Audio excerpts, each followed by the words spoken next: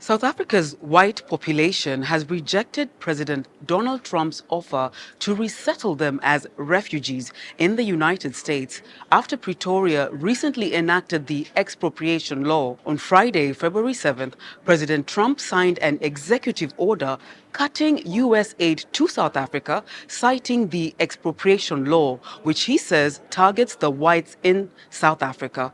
In 2023, South Africa received $270 million in funding from the U.S. A large part of the funds went to healthcare.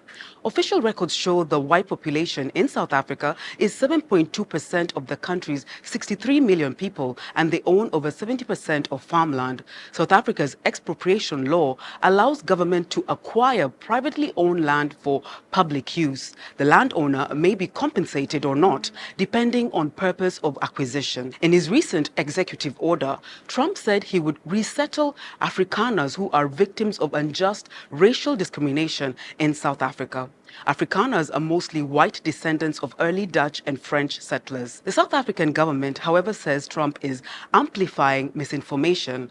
Under apartheid, 85% of South African land was reserved for whites, who formed 17% of the population at the time. A 78-year-old white pensioner in South Africa's Cape Town recently told Reuters news agency, "Our land has not been taken over by government. The people's lives are continuing normally. So, what are we going to do in the U.S.?"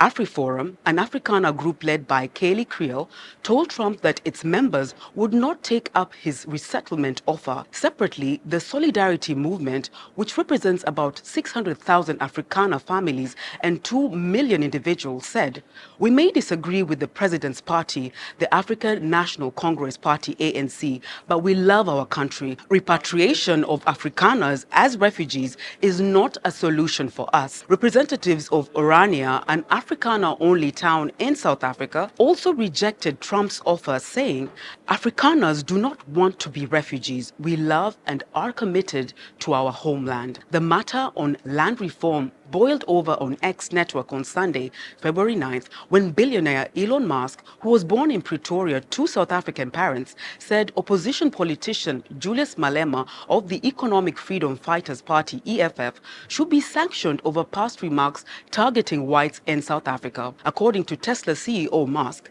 Malema called for genocide against the white population in South Africa. Musk also leads the U.S. government's efficiency team, an advisory body tasked with identifying wastage in government. In response to Musk, Malema's party EFF said the billionaire's wealth has overwhelmed him and made him think of himself as supreme ruler of all nations in the world. Musk's net worth is $400 billion, making him the world's richest person. EFF added that equality in South Africa is rooted in the return of land to African people. Meanwhile, South Africa says it will not be bullied by the U.S. for making sovereign decisions. Trump also cut aid for South Africa after Pretoria filed a case against Israel at the International Court of Justice, where Pretoria accuses U.S. ally Israel of committing genocide against Palestinians.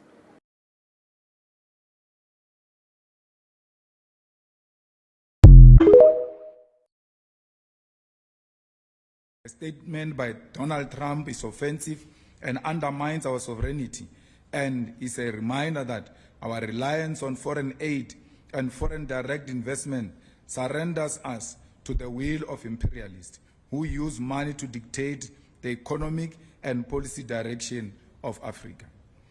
We want to make it categorically clear to the President of the USA that we are going to expropriate land without compensation and pursue legislative measures to do so, and no threat will stop us.